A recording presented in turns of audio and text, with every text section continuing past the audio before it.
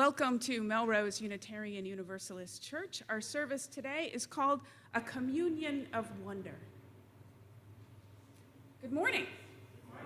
Good morning. I'm the Reverend Dr. Suzanne Intriligator. My pronouns are she and her. And I'm delighted to be with you on this sunny, beautiful Sunday. I can't believe it's already December. Can you? I am so behind in just everything. So December always sneaks up on me. I wanted to say thank you to everyone who took part in yesterday's alternative fair. From all accounts, it was a grand success. So that's really wonderful. We had a good stream of people, and our vendors, I know, made money, including, good nonprofits like Equal Exchange and Bread of Life. So we served our community yesterday proudly.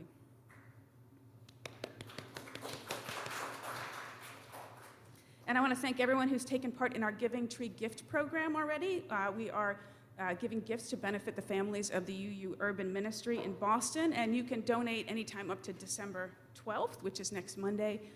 You can use our website to do that. It's pretty obvious from the homepage. Thank you to everyone. Today is a really busy day in our religious education program. We have an art project for our youngest, led by Michelle DeVoe. Thank you, Michelle. Plus, we have 2 OWL classes this afternoon and a gathering this evening in which our high schoolers will cook and share a holiday meal together. So good luck, and thank you to all the volunteers who are making all of those things happen today. I also wanted to let you know that Beth Yergrow and I are working together on a brand new script for a multi-generational worship service that will happen here on December 18th. It's going to be about Hanukkah and Christmas and about community and religious tolerance. So it's a great time if you know a family who might be considering joining us. It would be a good time to invite them to do that. That's December 18th. And then on Christmas Eve, Saturday, December 24th, we are going to be offering 2 different worship services. No, 2 of the same worship service. I want to be clear about that. We decided, the worship committee and I, that to have enough space to be able to feel comfortable and to welcome in our guests, we wanted to have worship services at 5 p.m. and 7. Both will be hybrid. Both will be traditional with candle lighting and carols. And both will be, I wanted to make one more point, candle lighting and carols. Oh, and we're going to have a guest harpist. So it should be a beautiful, 2 beautiful services. Mark your calendars. Now, it's time to say hello to everyone and welcome our church friends with us for the first time or on Zoom. Oh, there's everybody. Hello, everyone. Wave to the people in the room. Wave to the folks on Zoom. Give hugs or handshakes, however you feel comfortable. Good morning. Oh, I see a lot of people more awake than me. Good morning, good morning, good morning. Thanks for being here today. In place of our usual call to worship in the month of December, I am lighting our Advent wreath. And I'm using the words of the Reverend Erica Hewitt. The 4 candles on this wreath count down through the season of Advent, a time of waiting, of cultivating patience. This season asks us to hold faith that all that we are becoming is still awakening under the surface of our lives. On this second Sunday of Advent, we light the candle of peace. And I'm going to invite Zura Tanzani to come up and help me.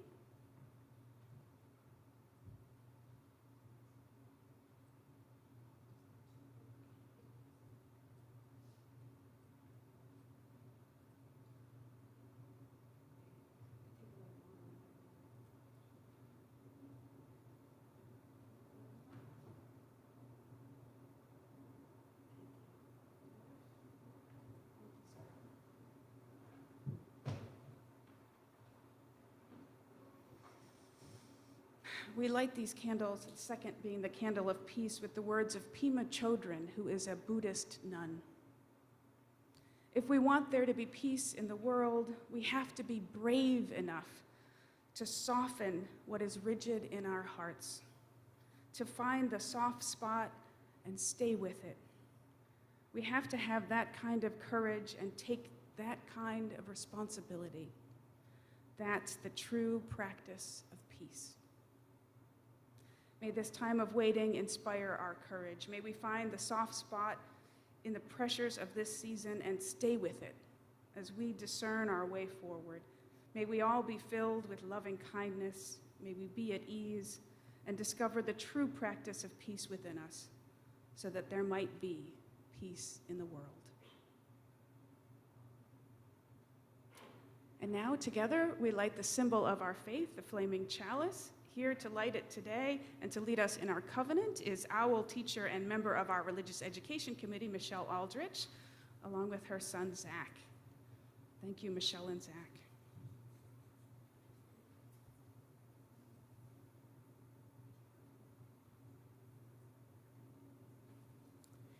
We invite you now to rise, embody your spirit, and join us in the words of our covenant, which you can see on the screen. Love is the doctrine of this church. The quest for truth is its sacrament, and service is its prayer. To dwell together in peace, to seek knowledge in freedom, to serve humankind in fellowship, to the end that all souls shall join in harmony with the divine. This is our great covenant, one with another and with our God. Thank you. Please remain standing, if you will, and join us in our opening hymn. Where do we come from? It's number 1003 in the teal hymnal, and our choir will lead us today. Thank you. Hi, folks. Bill, could we see the slide for the text, please? Thank you. Hi, folks. We're going to do this as a round this morning. So let's divide up. So the right portion of the congregation over there, the far right of the right side of the pews, please sing part 1. The left of the right, please sing part 2. The right of the left, sing part 3. And the left of the left, sing part 4. Let's all sing it through once, and then we'll go into rounds. Each time you see the lyric, we'll do it twice. So where do we come from? Where do we come from? Where do we come from? What are we? Where are we going? Where do we come from? What are we? Where are we going? Where do we come from? We repeat. I think you can. Where do we come from? What are we? Where are we going? Where do we come from? What are we? Where are we going? Where do we come from? Where do we come from? Mystery, mystery, life is a riddle and a mystery. Mystery, mystery, life is a riddle and a mystery. Where do we come from? Where are we going? Where do we come from? Where are we going? Where do we come from? What are we? Where are we going? Where do we come from? What are we? Where are we going? Where do we come from? What are we? Where are we going? Where do we come from? What are we?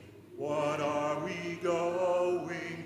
Where are we come from? Where do we come from? Mystery, mystery, life is a riddle and a mystery. Mystery, mystery, life is a riddle and a mystery. Where do we come from? Where are we going? Where do we come from? Where are we going? Where do we come from? What are we? Where are we going? Where do we come from? What are we? Where are we going? Where do we come from? Where do we come from? Mystery, mystery, life is a riddle and a mystery. Mystery, mystery, life is a riddle and a mystery. Where do we come from? Where are we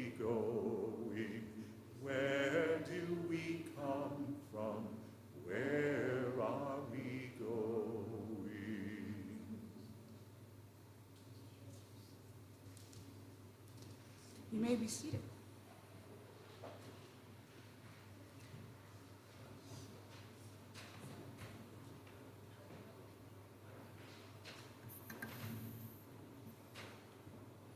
Our story today is called I Wonder by Annika Harris with illustrations by John Rowe. Eva loves to look at the moon.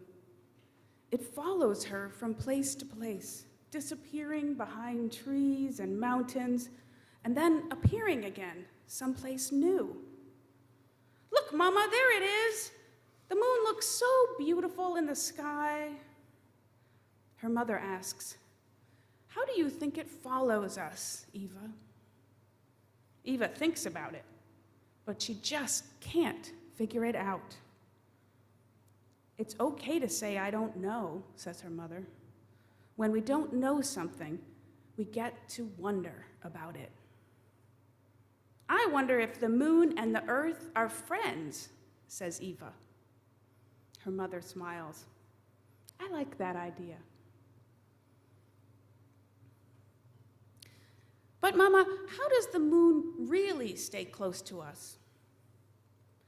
There is an invisible force called gravity that pulls all the things in the universe together, Eva's mother explains. Gravity keeps the moon close to the earth, and it keeps the planets close to the sun, too. And so they circle around us. Eva understands a little better, but then she starts to wonder, Mama, where does gravity come from? I don't know, says her mother. Nobody really knows for sure. And when no one knows the answer to something, it's called a mystery. A mystery is something for everyone to wonder about together. How fun. Eva imagines herself wondering about gravity together with all of the people in the world. Eva watches the moon disappear behind the clouds as she walks, excited to see where it will appear next. How many grains of sand are there in the whole world, Mama? I wonder about that too. There are billions and billions of grains of sand, but nobody knows exactly how many. Eva tried to think about all the sand in the whole world. It feels so big that I can't fit it all in my imagination. It makes me feel dizzy, like I'm falling. I know what you mean, her mother agrees, and I'm sure other people feel that way too. Eva walks down another path looking for the moon, and a little orange butterfly appears. Then she notices that there are butterflies everywhere. Mama, where did all these butterflies come from? Those butterflies have been flying around for a few days, but they started out as little caterpillars, and those caterpillars came from eggs. There are cycles all around us, with one thing ending and another thing beginning. Things are always changing. Can you think of other things that change? Clouds and frogs and me, I change.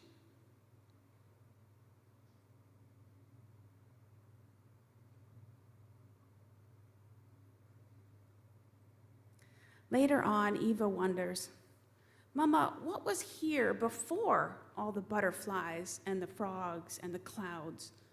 Before everything? I don't know, answers her mother. It's another mystery. I like trying to imagine what was here before the beginning of everything. What do you think was here?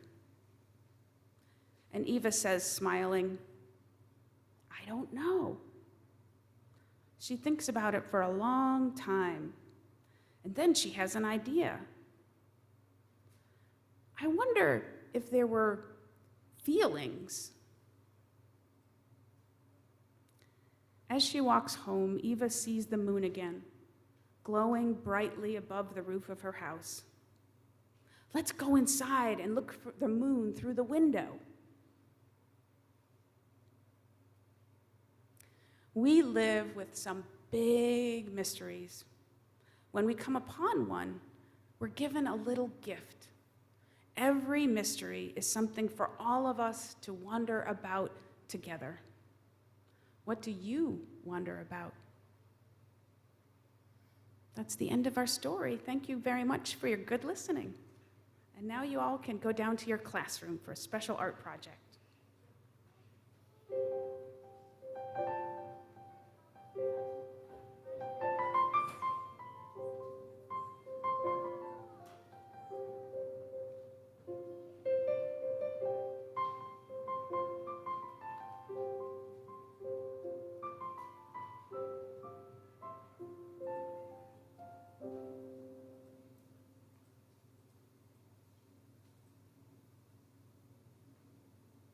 Every Sunday at the center. How about now? Can you hear me? Oh, now we're good. Okay, thanks. Every Sunday at the center of our worship time together, we share a time of quiet contemplation, a moment for each of us to reconnect with the holy, however it is we understand that to be. Let's begin with getting in touch with our bodies, feeling our feet on the floor, relaxing into our seats, shaking our arms. Let's breathe in and out together.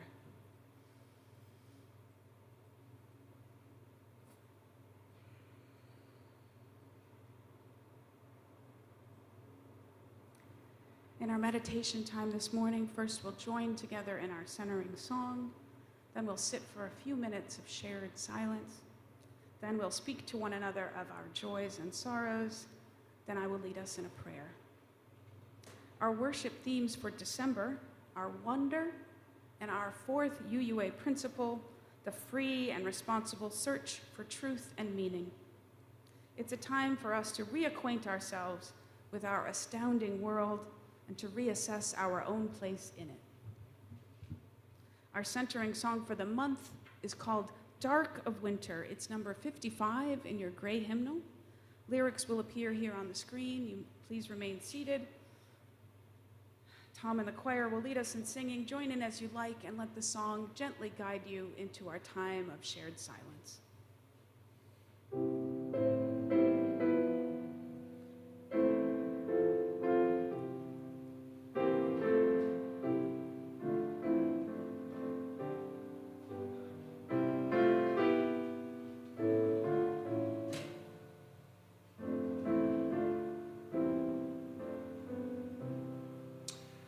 Dark of winter, soft and still, your quiet calm surrounds me.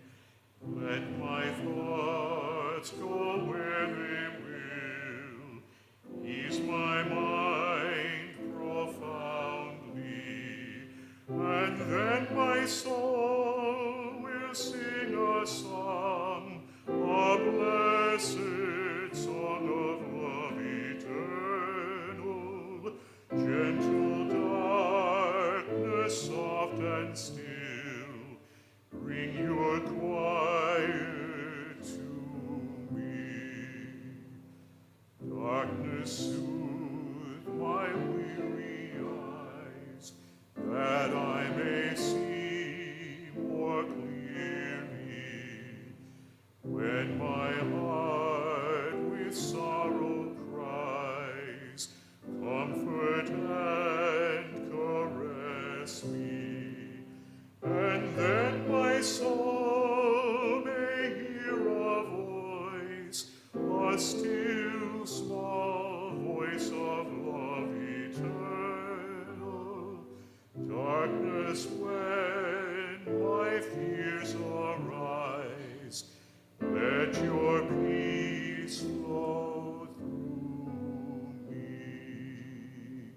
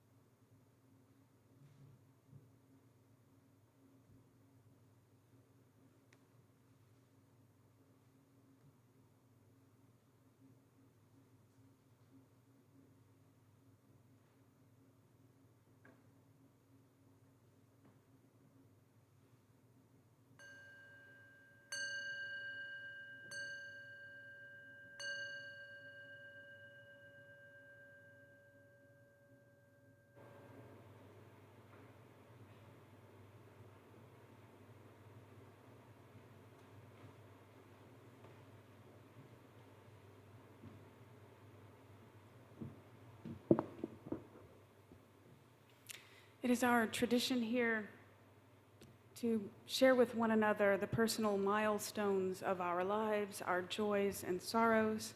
We listen to one another with openness and compassion, letting the sharing weave us together into an ever stronger community.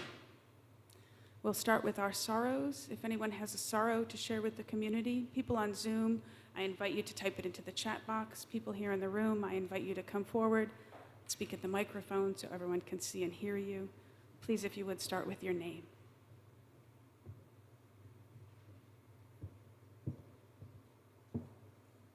My name is Jenny Wingrovius, and my brother went into the hospital a couple days ago. He's 45, but his body is not functioning the way it's supposed to.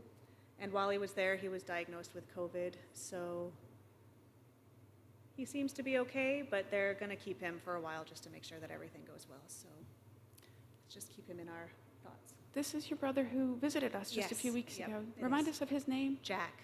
Jack. We'll keep him in our thoughts. Thank you.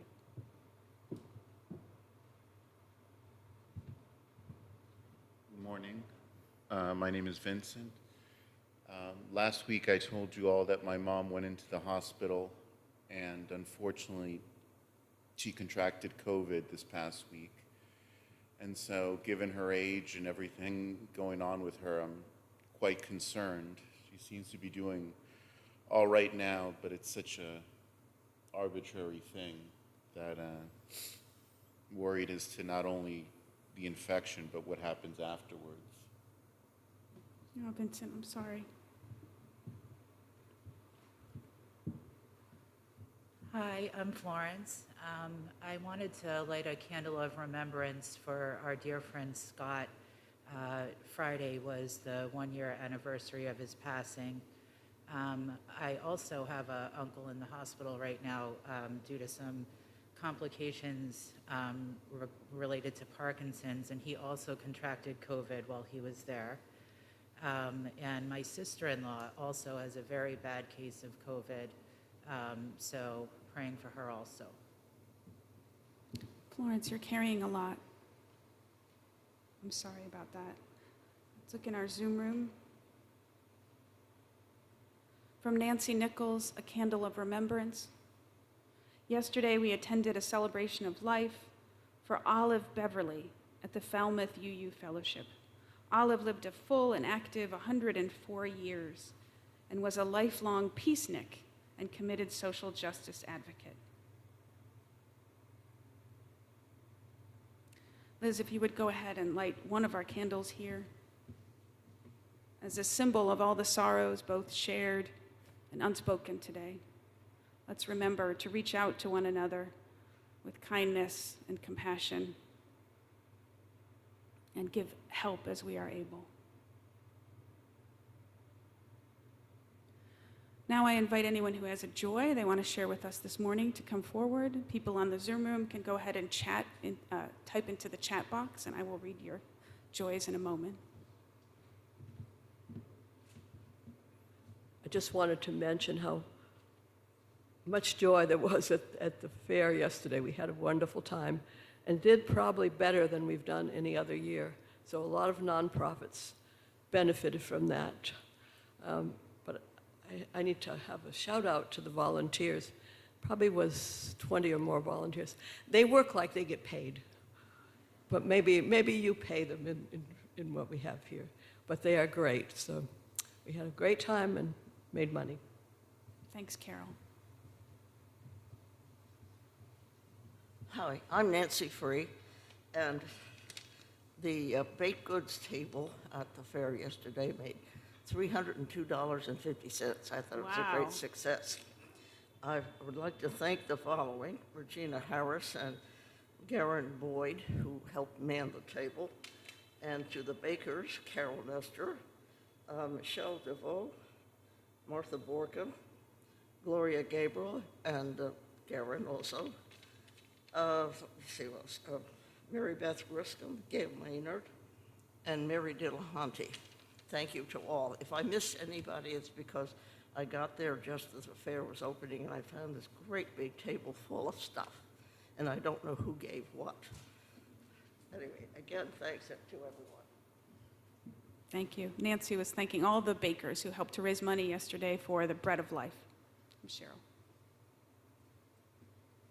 Hi, I'm Cheryl, and I actually spent my day yesterday and Friday night with the band doing the Christmas tree sale, which was so much fun. It was so fun to watch these kids doing what they do and having fun and just making it such a joyous experience for everyone. And then also, she's not here today, so she can't show you. But Lily's getting a new smile. She got braces on Thursday. My days are blending. She got a new smile on Thursday. She's getting braces, and she's in that it hurts part. So, and Mom, who had braces 20, 30 something years ago, doesn't understand because Mom doesn't remember how much pain this was. So we're figuring out what works food-wise right now, and we're also dealing with some medication stuff going on at the same time. So I'm just happy that I had a great weekend and that I got to do so much fun stuff, and that my kid's gonna have a new smile soon. A new smile for Lily. That's great. From our Zoom room, we have a candle of gratitude from Jane Foley. Gratitude for Chuck's loving care as I recuperate from gallbladder surgery, and for the egg I was able to have for breakfast. Good for you, Jane. I'm glad you're feeling better. If you would, please, Liz, go ahead and light the other candle as a beacon of joy. Thank you to everyone who shared. Your sharing connects us as a community and helps to remind all of us of the joys of living. May we be grateful, truly grateful, for all our many blessings.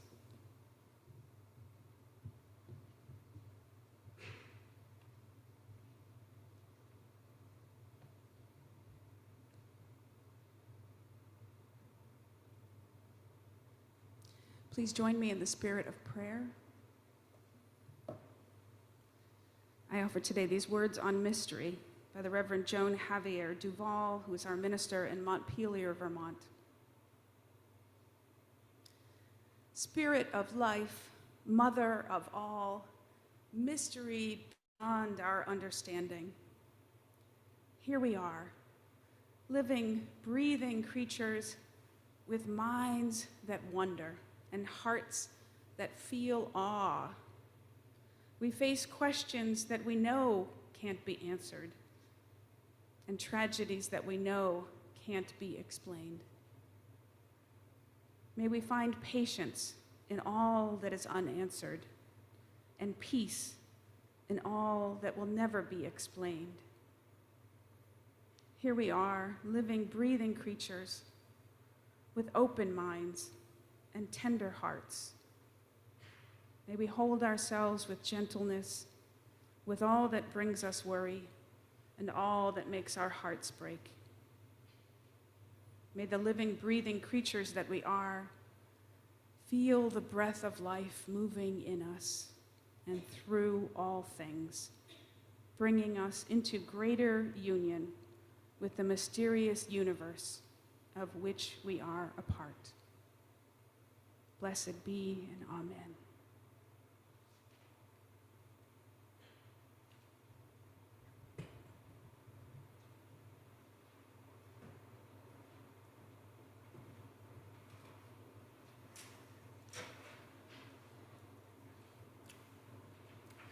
This church is a self-supporting organization funded by your generous annual pledge.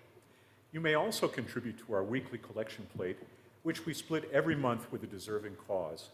Folks on Zoom can donate either way using the orange button at the top right corner of our homepage at melroseuu.org.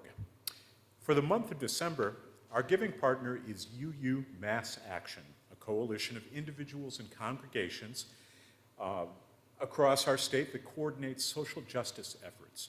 Its executive director, Reverend Joe Murphy, will be our guest preacher next Sunday, and this month, half our plate collection will go to UU Mass Action. Our anthem this morning is What a Wonderful World by David Weiss and Bob Tila. It's a perennial favorite of our choir, And so it was an obvious choice as we explore wonder, our theme today.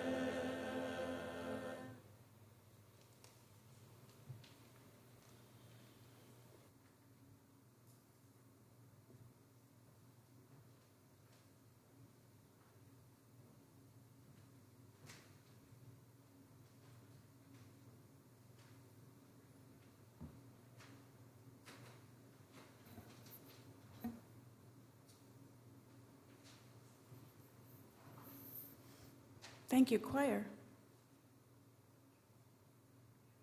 A reading this morning from a favorite poet. This is Mysteries, Yes, by Mary Oliver. Truly, we live with mysteries too marvelous to be understood. How grass can be nourishing in the mouth of lambs.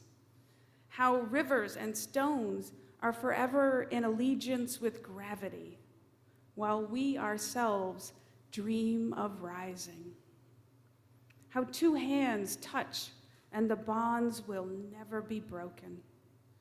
How people come from delight or the scars of damage to the comfort of a poem. Let me keep my distance always from those who think they have the answers. Let me keep company always with those who say, "Look," and laugh in astonishment and bow their heads. unquote.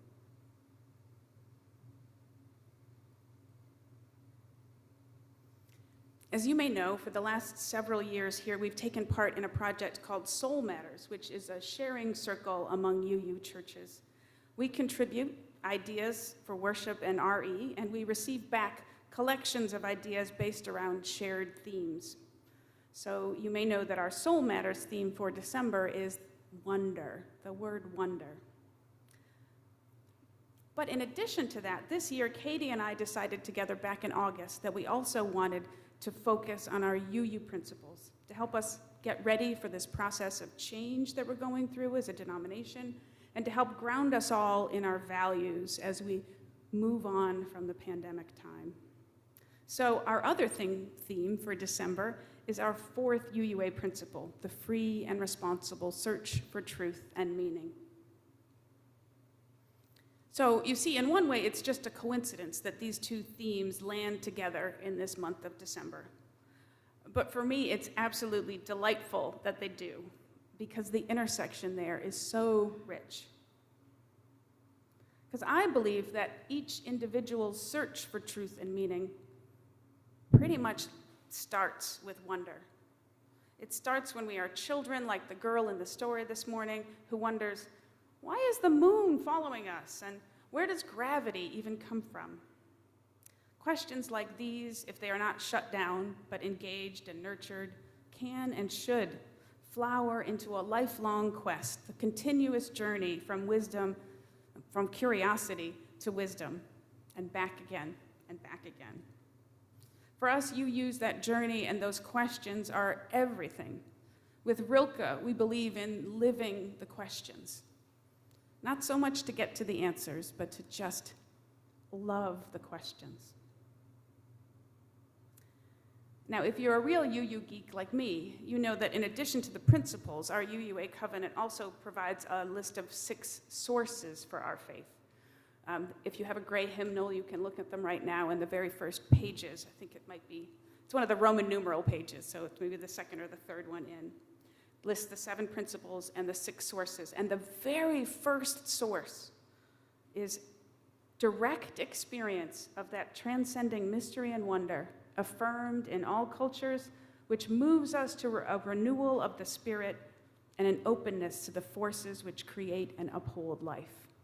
Now, like all things UU, it's a little too long, it's a little too verbose, a little too many syllables going on there, but direct experience of transcending mystery and wonder.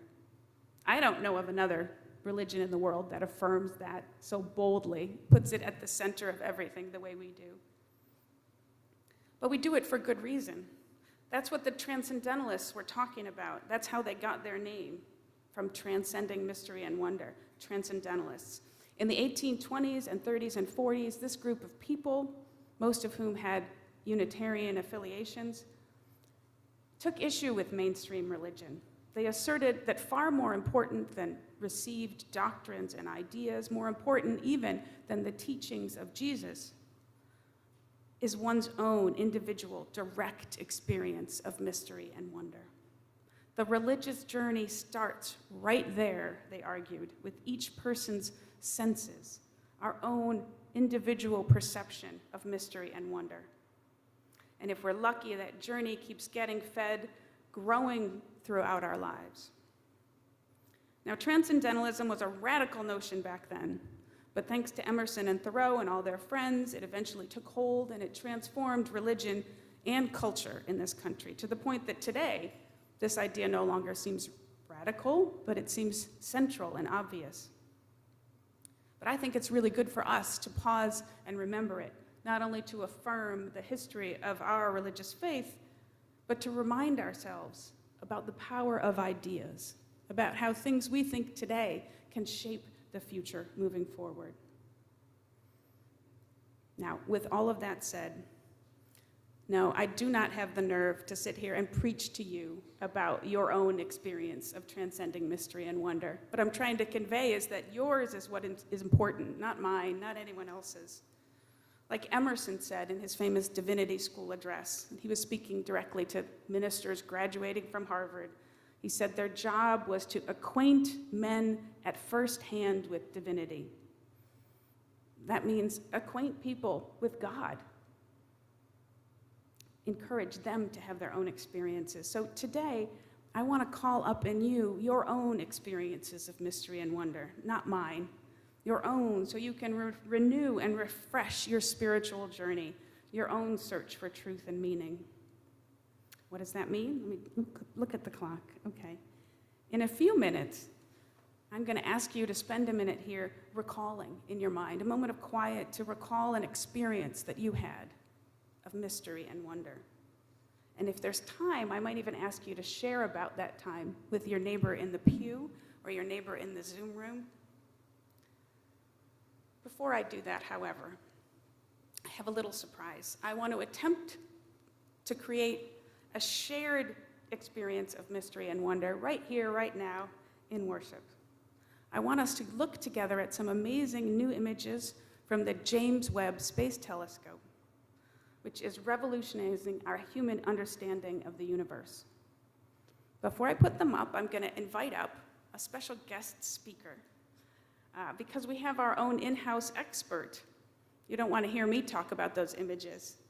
I've invited longtime member and astrophysicist John Raymond to come up and tell us what he sees in these new images from the James Webb Space Telescope. John, please join us.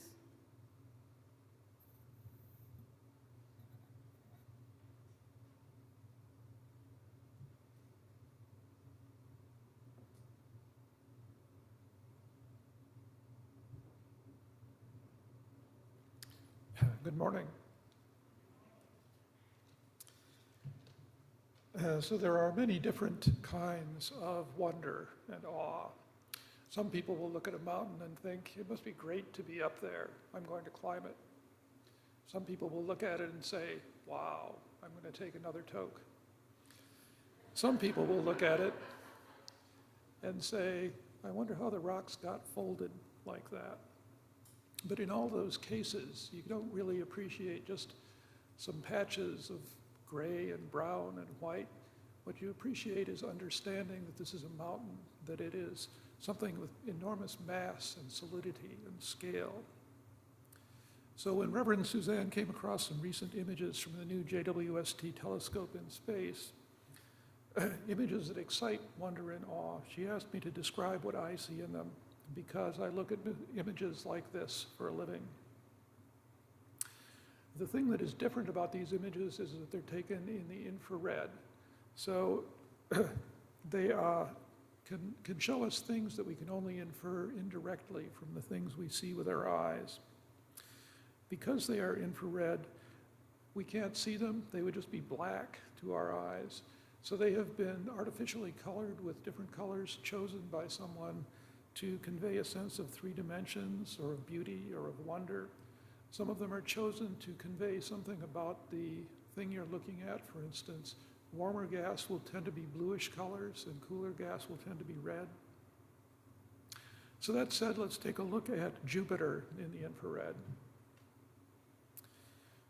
There were even more detailed pictures taken a long time ago when the Voyager spacecraft flew past Jupiter. But these are in the infrared, so they're showing us something different. At the north and south poles, you see things just like the northern lights. They're aurorae, where highly energetic charged particles crash into the gas of Jupiter. The bands that you see are winds that are just like the jet streams on Earth. Some are moving left to right, some are moving right to left. There's a very sharp change in velocity across when you step from one band to the other, and that excites waves, just like the waves that you see on the ocean, excited by the winds of Earth. The most striking feature, though, is the bright spot down in the lower right at optical wavelengths. That's called the Great Red Spot. It's an enormous hurricane, velocities of hundreds of miles an hour. It's roughly the size of the Earth. It's been there since 1830, or even longer than that. And it shows up bright in the infrared because at the particular height that this wavelength penetrates into the atmosphere, that region is much warmer than what's around it. Now let's turn to the pillars of creation. They were named this way because they were one of the first images taken by the Hubble Space Telescope. This is a cloud of gas that is forming stars. This image shows a gray mass that looks like basically what it is, a big cloud of dust and gas. And it's much larger than the distance between us and the nearest stars. From my point of view, it's pretty dense, but it's only 1/1,000,000th the density of the best vacuums we can create on Earth in the laboratory. The next image shows the same thing, but at different wavelengths, and it shows you something entirely different. Some hot luminous stars formed out of that cloud of gas, and their light heats and evaporates the remaining gas, producing a bluish glow and leaving behind the denser parts. At the same time, it compresses the gas to form a new generation of stars. And at still larger scales, this is the Phantom Galaxy. It's a lot like our own in that it has spiral arms. The white dot at the center is gas falling onto an enormous black hole. And the spiral arms, you can see star formation just like what we saw locally. The bluish glows are the regions where stars have formed. The red filaments in between are the cold gas that hasn't yet formed stars. Like much else in astronomy, we understand these spiral arms in a general way, but there are lots of details that remain mysterious. And finally, we turn to the truly enormous scales. This is known as one of the deep fields, where they simply pointed the telescope at a relatively blank part of space. The bright lights with rays are local stars, foreground stars in our own galaxy. All of the fuzzy blobs are galaxies, roughly the size of our own. Spiral galaxies like our own, or the quieter elliptical galaxies where stars are no longer forming. JWST is designed to find the very first galaxies that formed in the universe. So what is the wonder that all of these images excited me? I can and do just sit and stare at them, admiring the interplay between pattern and randomness. But I think about the effects of magnetic fields. I think about how turbulence can either promote or suppress the formation of stars. But here's one question for you. Poets like William Blake have said that measurement kills wonder and awe. Would you be less impressed with those pictures of the pillars of creation if I told you that their temperature is 25 degrees above absolute zero?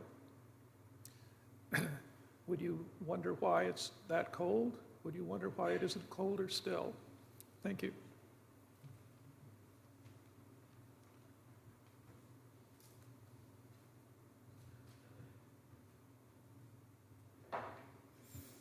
Okay, my answer is no. The measurement doesn't take anything away from the awesomeness of those incredible images. Thank you so much, John, for a quick little tour of the universe here in worship.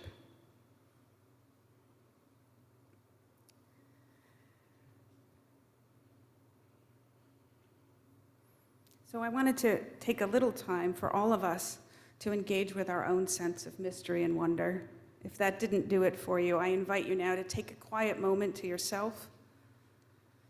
Maybe take a breath and recall in your mind your own personal experience of mystery and wonder. Where were you? The beach, a mountaintop, the birth of a child, a forest walk? What did it feel like? Take a moment to recall how the moment felt in your body and in your mind.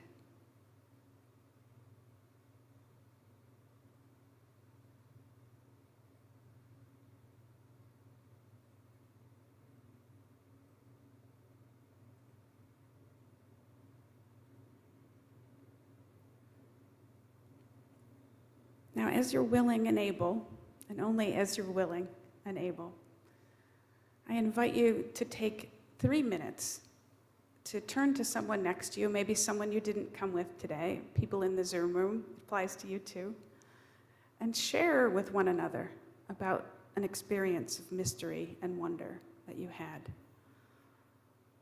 And I will call us back together with a ringing of the singing bowl. Maybe you could tell where you were and what it meant to you and how it informed your search Thank you.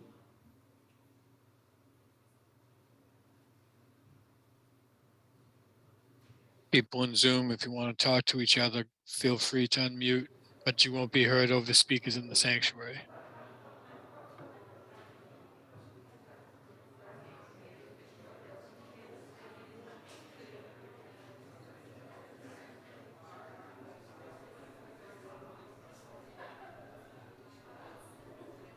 Hi, this is Lisa on Zoom. I can turn on my video.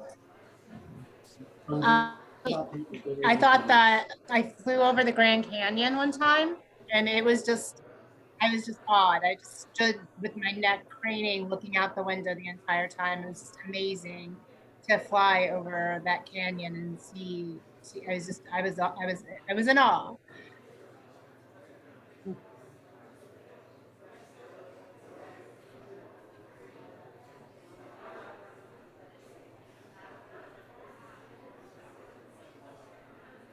Hi, it's Jane.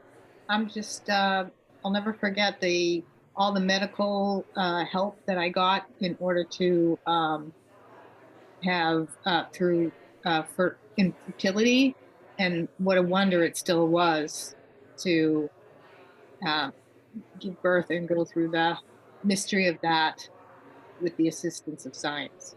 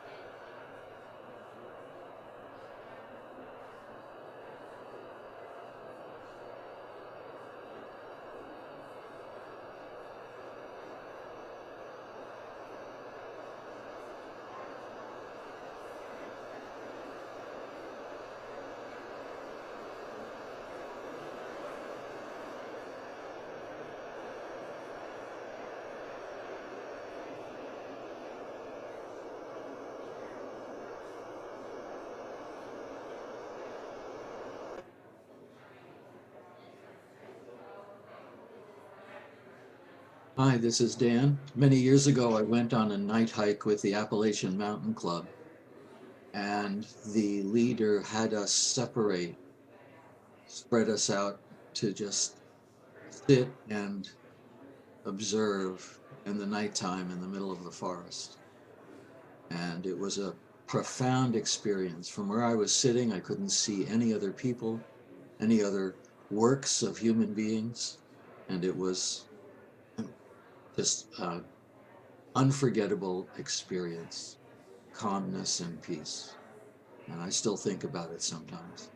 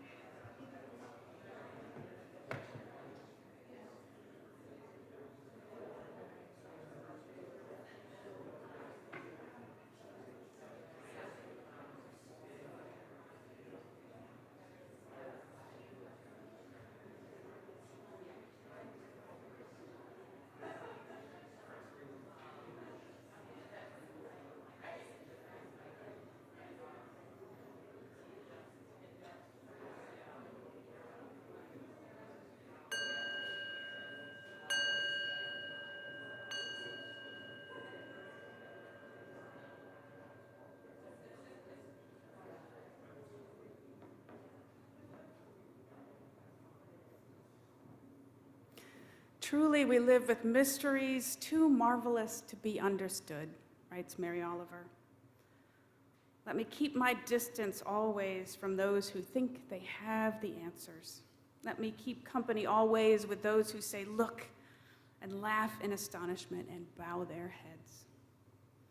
May we today and throughout our days be blessed with direct experiences of mystery and wonder, and may they refresh our spiritual journeys as we become more whole. Amen.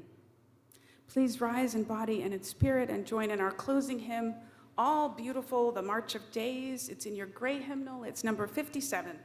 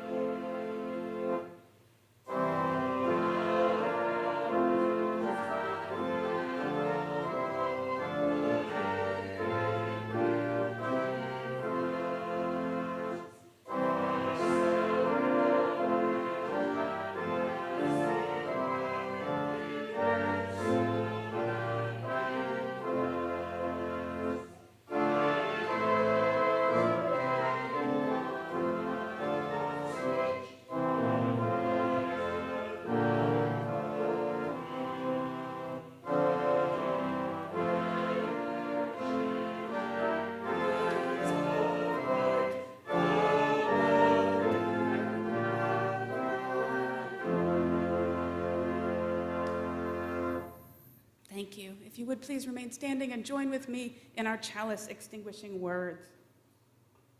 We extinguish the flame, but not the light of truth, the warmth of community, or the fire of commitment. These we carry in our hearts until we are together again. Thank you. You may be seated.